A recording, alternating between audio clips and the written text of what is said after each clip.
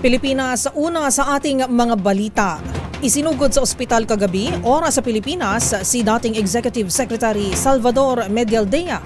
Matapos sumama ang pakiramdam nito, ilang sandali bago ang nakatakdang pagdalaw nito kay dating Pangulong Rodrigo Duterte. Una sa balitang yan, si Dustin Bayog.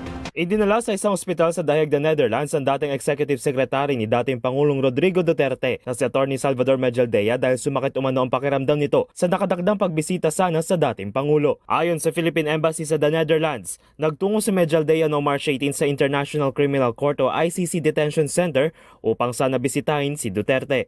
Ngunit bandang mag-alas 9 ng umaga at habang nagre-rehistro ito sa reception counter ay sumakit biglang pakiramdam nito kung saan agad naman siyang tinulungan ng opisyal ng embahada. Matapos mabigyan din ng atensyong medikal ng medic ng detention center ay dinala agad si Medialdea sakay ng ambulansya sa isang ospital sa The Hague kung saan siya ngayon ginagamot kasama ang isa niyang kaanak. Si Medialdea isa sa naging legal counsel ni Duterte nang unang beses itong humarap sa ICC pre-trial chamber para sa kasong isinampa sa kanya na crime against humanity. Samantala nagsabi na rin si Vice President Sara Duterte na hindi na rin magiging bahagi ng legal counsel ng kanyang ama si Medialdea at ang abogadong si Harry Roque kung sakali mabono nito ang bagong legal team na hahawak sa kaso sa pangunguna ng British-Israeli lawyer na si Atty. Nicholas Kaufman. Para sa MBC TV Network News, ito si Dustin Bayog ng DZRH TV.